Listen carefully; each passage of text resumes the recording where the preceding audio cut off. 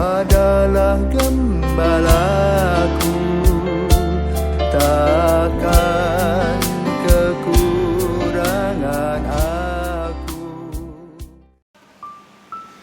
Saudara-saudaraku terkasih, selamat pagi, salam jumpa lagi dalam Sabda Siap Saji, Rabu 7 April 2021. Marilah kita berdoa dalam nama Bapa, Putra, dan Roh Kudus. Amin. Bapa penuh kasih, kebangkitan Yesus terus menjadi buah bibir, karena ini sebuah misteri yang Engkau buka untuk kami, yang mendahului kami mengalami kebangkitan, dan kira-kira kami akan menuju ke sana, namun kami belum paham. Maka pada hari ini 2 orang murid Emmaus membahas tentang Yesus. Pertama, kekecewaan mereka akan harapan yang sirna, namun kemudian mereka diingatkan oleh Yesus sendiri ketika Yesus mengadakan perjamuan Ekaristi. Dan di sanalah mereka terbuka mata hati mereka, betapa Allah mengasihi mereka, yang menggambarkan juga betapa Allah mengasihi gereja, yang memberikan kepada kami setiap hari gizi rohani melalui Ekaristi tersebut. Maka biarlah kami boleh mengasihi dan mencintai Ekaristi Tuhan sebagai ungkapan iman, harapan, dan kasih kami kepadamu, demi Kristus Putra-Mu dan pengantara kami kini dan sepanjang masa. Amin. Tuhan bersamamu dan bersama rohmu. Inilah Injil Yesus Kristus menurut Lukas. Dimuliakanlah Tuhan. Pada hari Sabat sesudah Yesus dimakamkan, 2 orang dari murid-murid Yesus pergi ke sebuah kampung bernama Emmaus yang terletak kira-kira 7 mil jauhnya dari Yerusalem, dan mereka bercakap-cakap tentang segala sesuatu yang telah terjadi.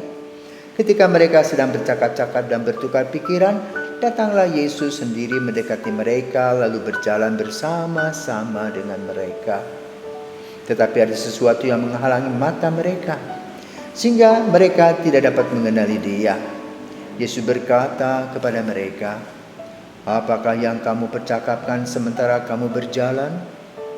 Maka berhentilah mereka dengan muka muram. Seorang dari mereka, namanya Kleopas, menjawabnya, "Adakah engkau satu-satunya orang asing Yerusalem yang tidak tahu apa yang terjadi di situ pada hari-hari belakangan ini?" Katanya kepada mereka, "Apakah itu?" Jawab mereka, "Apa yang terjadi dengan Yesus orang Nazaret? Dia adalah seorang nabi yang berkuasa dalam pekerjaan dan perkataan di hadapan Allah dan di depan seluruh bangsa kami. Tetapi imam-imam kepala dan pemimpin-pemimpin kami telah menyerahkan dia untuk dihukum mati, dan mereka telah menyalibkannya. Padahal kami dahulu mengharapkan bahwa Dialah yang datang untuk membebaskan bangsa Israel. Tetapi sementara itu telah lewat 3 hari sejak semuanya itu terjadi. Dan beberapa perempuan dari kalangan kami telah mengejutkan kami. Pagi-pagi buta mereka telah pergi ke kubur dan tidak menemukan mayatnya. Lalu mereka datang dengan berita bahwa telah kelihatan kepadanya malaikat-malaikat yang mengatakan bahwa Yesus hidup. Dan beberapa teman kami pergi ke kubur itu dan mendapati bahwa memang benar yang dikatakan perempuan-perempuan itu, tetapi Yesus sendiri tidak mereka lihat."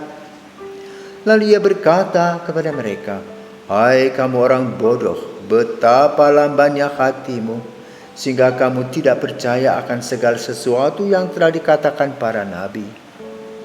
Bukankah Mesias harus menderita semuanya itu untuk masuk ke dalam kemuliaannya?"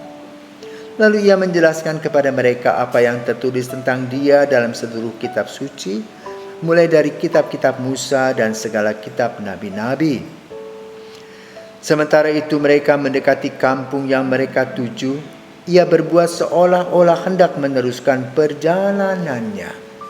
Tetapi mereka mendesaknya dengan sangat, "Tinggallah bersama-sama dengan kami, sebab hari ini telah menjelang malam dan matahari hampir terbenam." Lalu masuklah ia untuk tinggal bersama-sama dengan mereka. Waktu duduk makan dengan mereka, ia mengambil roti, mengucap berkat, lalu memecah-mecahkan roti itu dan memberikannya kepada mereka. Ketika itu terbukalah mata mereka dan mereka pun mengenali Dia. Tetapi Yesus lenyap dari tengah-tengah mereka. Kata mereka seorang kepada yang lain, "Bukankah hati kita berkobar-kobar ketika Ia berbicara dengan kita di tengah jalan dan ketika Ia menerangkan kitab suci kepada kita?" Lalu bangunlah mereka dan langsung kembali ke Yerusalem. Di situ mereka mendapati ke-11 murid. Mereka sedang berkumpul bersama teman-teman mereka. Kata mereka kepada kedua murid itu, "Sungguh Tuhan telah bangkit dan telah menampakkan diri kepada Simon." Lalu kedua orang itu pun menceritakan apa yang terjadi di tengah jalan dan bagaimana mereka mengenal Yesus pada waktu Ia memecah-mecahkan roti.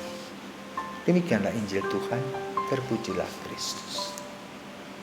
Luar biasa Injil ini. Kenapa? Yang pertama, Kleopas dan Simon mengkritisi apa yang terjadi. Mimpi-mimpi mereka sirna. Apa mimpi mereka?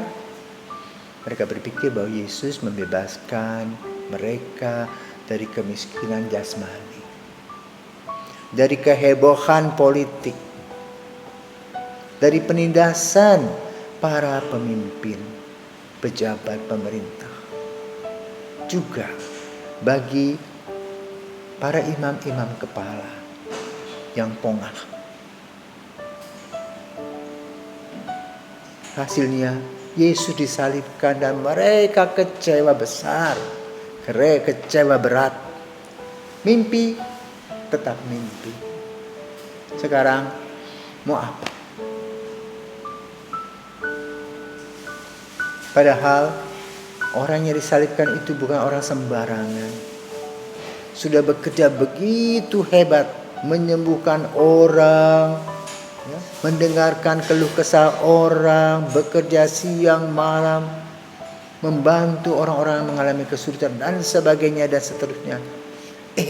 Disalibkan. Mereka juga kecewa kepada imam-imam kepala.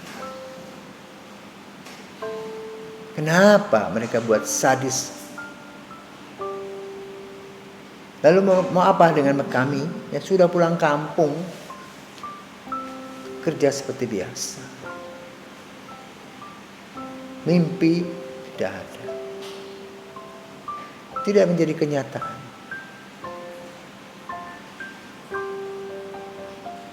Pada saat nyaris asa itu putus, disitulah Yesus datang menerangkan.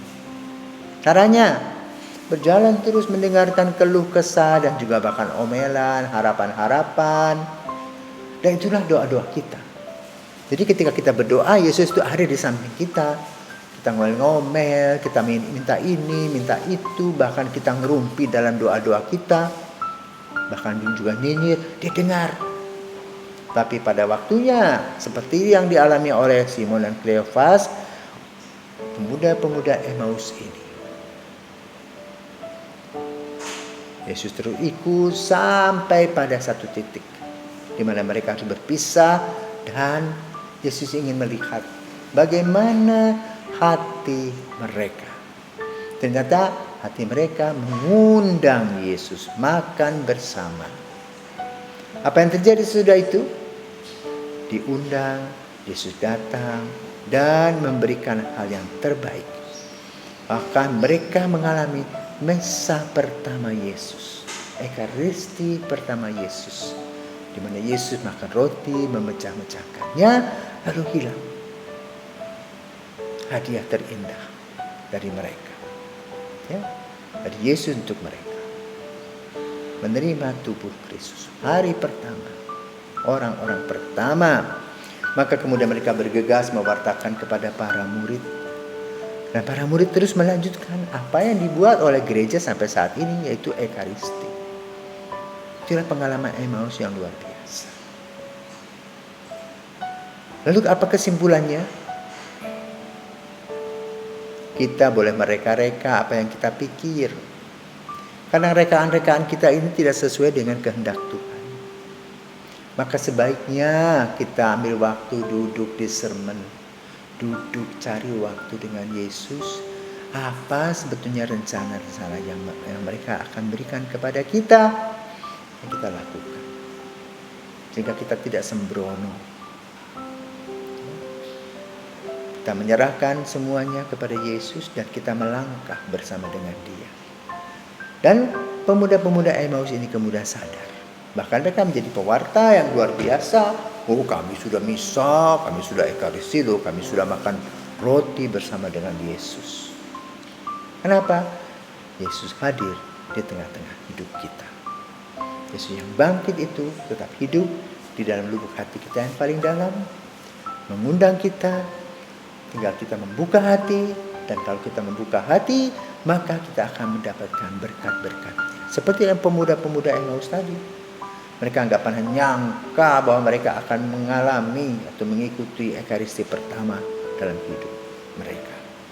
Yang kemudian dilanjutkan dalam berkat di dalam gereja melalui puncak dari seluruh sakramen, yaitu sakramen ekaristi. Selamat merayakan kebangkitan, selamat Paskah. Dan marilah kita bersuka cita.